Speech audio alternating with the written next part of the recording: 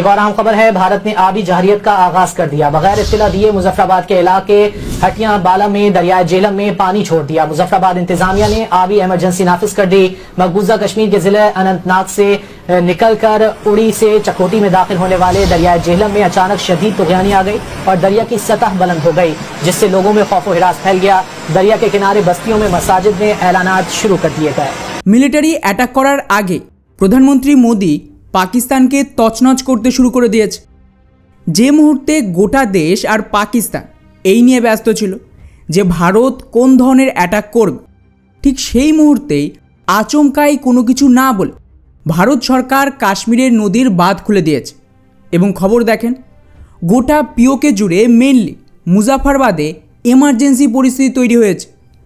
ওখানকার মেন গুরুত্বপূর্ণ নদী ঝিলামের জল রাতের দিকে মারাত্মকভাবে বেড়ে গেছে। এবং এই ভিডিওটা তার অরিজিনাল ফুটেজ, যাকে দেখেই বোঝা যাচ্ছে যে এই মুহূর্তে নদী তার চরম সীমায় পৌঁছে গেছে।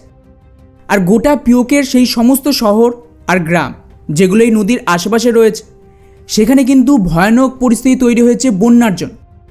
ফলে দাবি করা হচ্ছে যে ভারত সরকার পাকিস্তানকে না জানিয়ে গতকাল চুপচাপ কাশ্মীরের যে ঝিলাম নদী তার জল ছেড়ে দেয় এবং সাডেনলি এত বেশি মাত্রায় জল আসার কারণে একে ঠেকানোর তো কোনো ক্যাপাসিটি নেই, যার দরুন পিওকের ভেতর এই বন্যা তৈরি হয়েছে।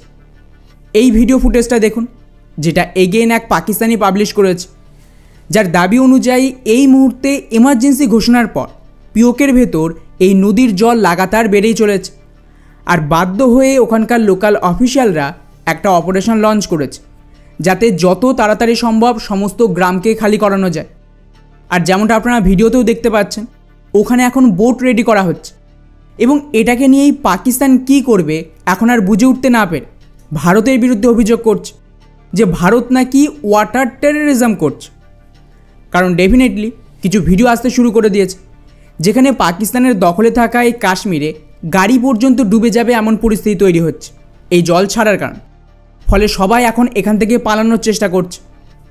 অর্থাৎ বেসিক্যালি কোথাও না কোথাও ভারত কিন্তু এই এলাকা খালি করাচ্ছে এই জল ছেড়ে, সম্ভবত যাতে পাকিস্তান সিভিলিয়ানদের ভারতের বিরুদ্ধে ব্যবহার করতে না পারে কোনো ধরনের স্ট্রাইক হলে। লেটেস্ট রিপোর্টে দাবি করা হচ্ছে যে ভারতের কাশ্মীরে আমাদের যে উড়ি ড্যাম রয়েছে তার সাহায্যে এই নদীর ওপর প্রচুর জলকে স্টোর করে রাখা হতো এবং যেহেতু দুই দেশের মধ্যে ট্রিটি ছিল, তাই ভারত ইচ্ছে মতন এই জল ছাড়তে পারতো না আর পাকিস্তানের সাথে পরামর্শ করে তবেই এইসব করা হতো। কিন্তু এখন যেহেতু এই ট্রিটি ভারত বন্ধ করে দিয়েছে, তো আমরা কাশ্মীরে নিজেদের নদীতে যা খুশি করতে পারি এবং এর জন্য ভারত কিন্তু জবাবদিহি থাকবে না।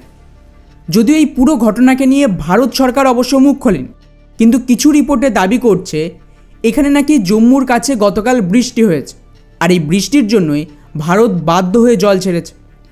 ফলে কারণ যাই হোক না কেন, পাকিস্তান এর জন্য যে মারাত্মক ফেসে গেছে তাতে কোনো সন্দেহ নেই। এবং ওদের তো এক মিনিস্টার বিলওয়াল ভুট্টো না ভুট্টা কিছু একটা হবে, তার হুমকি এসেছে যে আমাদের সিন্ধু নদীতে যদি জল বইতে না দেয় হিন্দুস্তান, আমরা ওদের রক্তগঙ্গা বইয়ে দেব। তো স্বাভাবিকভাবেই এই ফতুয়া পড়া ভুট্টার হুমকি এতটাই মারাত্মক ছিল যে ভারত ভয় পেয়ে এখন জলই ছেড়ে দিল যে নে জল নিয়েই মর। কিন্তু কি আজব অবস্থা, আমাদের প্রতিবেশীরা কিছুদিন আগে নাকে কাটছিল যে ভারত কেন জল বন্ধ করছে, এখন যেই জল ছাড়লো তাও নাকে কান্না শুরু যে জলে নাকি ডুবে যাচ্ছে।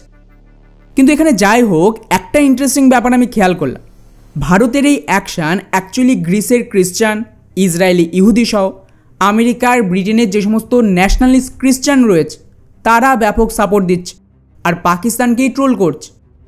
উদাহরণ হিসেবে গ্রিসের একটা খুব পপুলার জার্নালিস্ট পল এই ধরনের মিম টুইট করেছে যে ভারতীয়রা বুদ্ধি খাটিয়ে জল ছেড়ে দিয়েছে আর ইসলামিস্ট জেহাদিরা নাকে কাটছে। আর এই রকমের প্রচুর মিম তৈরি হচ্ছে ইন্টারন্যাশনালি, যা ক্লিয়ারলি বুঝিয়ে দিচ্ছে এই মুহূর্তে গোটা বিশ্ব এই জেহাদিদের বিরুদ্ধে একজোট হচ্ছে। এদের অনেক সহ্য করা হয়েছে, এবার এদের বিরুদ্ধে বদলা নেওয়ার পালা। আর বন্ধুরা, যে ধরনের ইঙ্গিত পাওয়া যাচ্ছে এই জল ছেড়ে বন্যা করানোর পর, তাতে ভারত অ্যাকচুয়ালি 2018 সাল থেকেই কিন্তু প্রিপারেশান নিচ্ছিল এমন কিছু করার জন্য, যেখানে ভারত ঝিলাম নদী সহ মেজরিটি নদীর ওপর হাইড্রো পাওয়ার ড্যাম তৈরি করেছে গত 10 বছর। এবং এই সমস্ত ড্যামে যা ক্ষমতা আছে তাতে পাকিস্তানের জলের স্রোত ঠেকানো সম্ভব বা ডাইভার্ট করা যায়, যাতে পাকিস্তানে জল যেতে না পারে এবং আমাদের জলশক্তি মন্ত্রণালয় তো ওপেনলি বলেছে যে আমরা প্ল্যান রেডি করছি যাতে 1 ফোঁটা জলও পাকিস্তানে না যায়। এতে ওদের পপুলেশন না খেয়ে মরবে, কৃষিকাজ সম্ভব নয়, এমনকি খাওয়ার জলটাও পাবেন। ইকোনমি ইন্ডাস্ট্রির কথা তো আমি বাদই দিই। এর সাথেই যখন মারাত্মক বৃষ্টি নামবে, বন্যার পরিস্থিতি তৈরি হবে, তখন ভারত চাইলেই এইভাবে সমস্ত 6টা নদীর জল একসাথে যদি পাকিস্তানের উপর ছেড়ে দেয়, ভাবতে পারছেন কত বড় ডিজাস্টার হবে। এই কারণে আমি বারবার বলছি, ভারতীয়রা এখনও বুঝতে পারেনি ভারত কী করেছে। এর ফলে 1-2 নয়, পুরো পাকিস্তানের অর্ধেক পপুলেশনও মারা যেতে পারে, যা ইতিহাসে কোনো দিন হয়নি।